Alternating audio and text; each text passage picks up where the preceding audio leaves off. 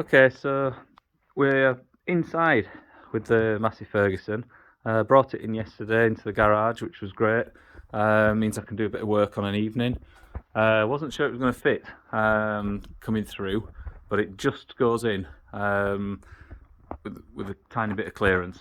Today's job, because it's minus 4 outside, is to drain down the radiator, which on the right hand side of the tractor at the front you can see a small drain off tap, which is just there.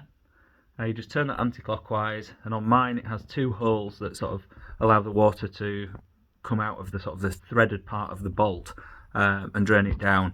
I'm going to get a couple of buckets ready. I'd normally do this outside, but with it being inside I'll have to stop the water going everywhere. So that drains the radiator, but also around the other side of the tractor, the left hand side, there's a tap similar to that, sort of on the engine block itself.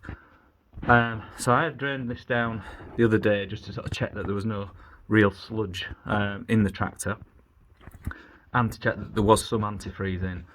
There was, and we sort of flushed it out a couple of times.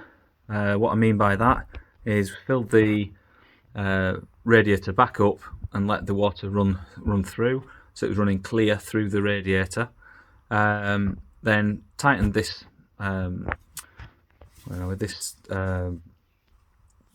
this tap closed, filled the radiator up, shut the other tap on the engine, made sure that the radiator was full by sort of checking in the radiator cap. So that's on top of the bonnet. And there. So you can see it's got water in there at the minute, so it's good that it's holding water. Leave that there. This is the tap round the other side, so just behind the sort of injector pump. That's the injector pump on the left hand side. That's the tap I'm talking about, which is sort of directly below the exhaust manifold. When I did this the other day, opened it up, and it came out a bit rusty coloured. Not too bad. Sort of caught it in a bucket, had a bit of a look at it in a glass jar, and relatively clean. I've had it on other vehicles where it comes out and it looks sort of like Kiora, like orange juice, sort of really rusty, and when you let it settle in the glass jar it sort of looks all sludgy. This wasn't too bad, so I think it's probably been flushed out relatively recently. But I'm going to do it once more and then top it up, and it recommends antifreeze sort of, I'm going to do it 50% concentration, and I think that takes it down to about minus 34, which sounds a lot, but if you start doing it at the 33% concentration, I think it only takes it down to about minus 12, which we might get below that, I suppose. So for the sake of it, I'll just put 50% in, and then I know that I'm covered. It's never going to get down to minus 34 in this country, I don't think.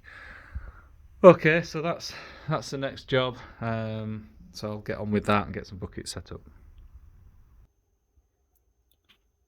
Okay, so this is the engine block drain on the left hand side. You can just see it here, and literally just turn it anti-clockwise and it'll start trickling out. I've got a bucket underneath, you can hear it dribbling into, and you see how it's coming out pretty clean, is that? You might find towards the end it'll go a bit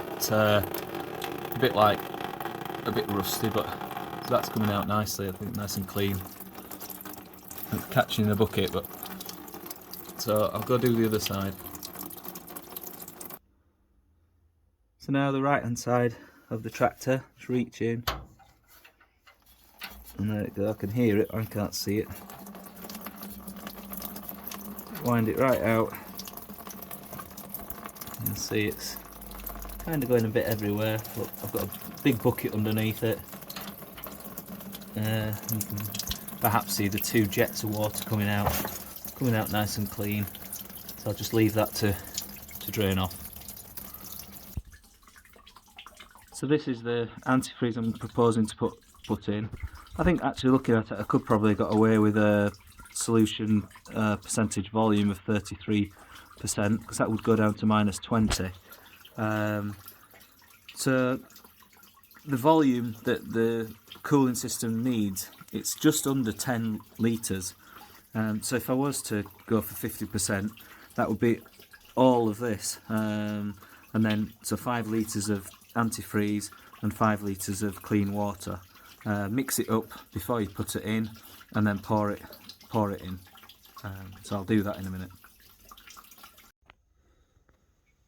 Just whilst I'm waiting for the radiator to drain off, I thought I'd clear out the little tractor box, toolbox within inside the cab.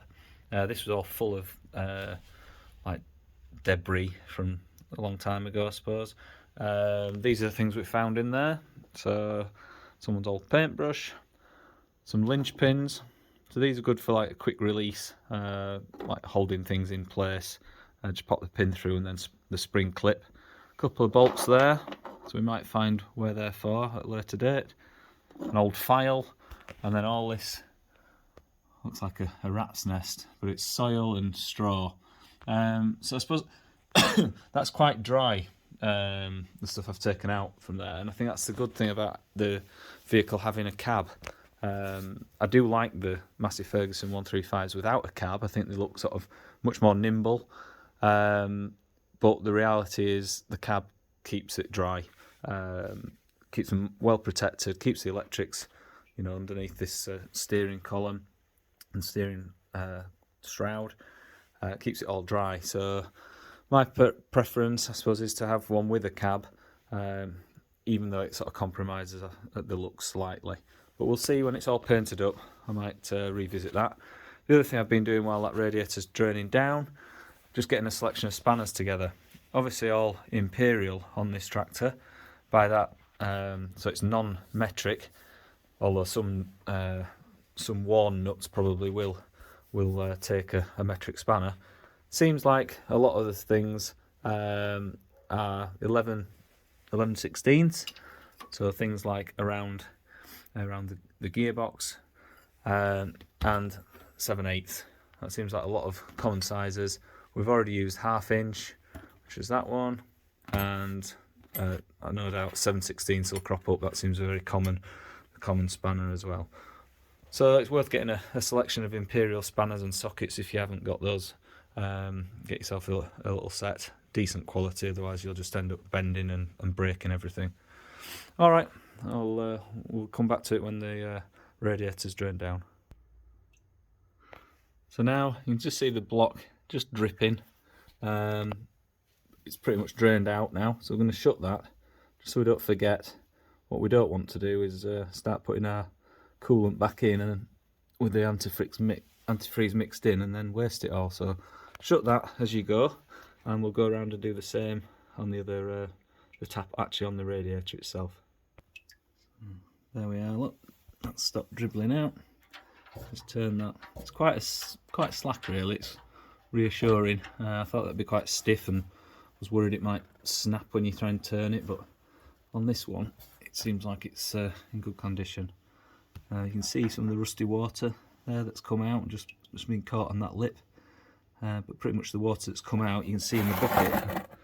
It's pretty clean, would be, which is good. And then this is the water that came out from the engine block. You can see it's got like a green sort of hue to it. That's because it has got antifreeze in it. It's not rusty water. You can see through it. It's just it's got that green hue, like I said. So it's sort of reassuring that it's had some in.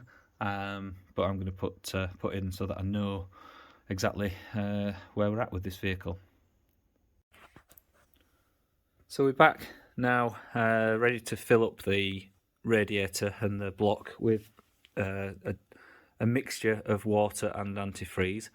The advantage of draining off the system into buckets was I was able to see that there was only about 8.5 litres of water that came out of both the block and the radiator combined.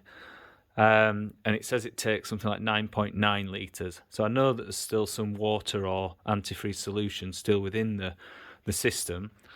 So when I've made up my solution, I've made up about the same quantity, about 8 litres, and then I'll top up with just clean water. Another sort of tip, I could have just poured it straight in out of the bucket, but there's a good chance that it had gone everywhere. So I've decanted it into using a smaller jug, and then using a funnel, and a funnel with a sieve in the bottom. And even though I used a clean jug, it's actually the one out of the bath, so I'll be in trouble for that, and a clean bucket, it's still captured a little bit of debris, so it's just worth doing that. I know that most people probably won't and haven't done, but why not? You know, it's if you've got a funnel, just use it, and then might save some problems down the line. So I'll put this last one in. Another tip, using a jug, pour it in slowly, because there's a breather pipe at the top of the radiator. So if you pour it all in and go a bit too quick, what will happen, it'll back up in the neck of the radiator and it won't get away. So there we go. So that's my 8 litres gone in, but you can still see it's not quite full, so I'll top it up, and that's it. So the last bit of just clean water, I think you'll just see the level there at the bottom.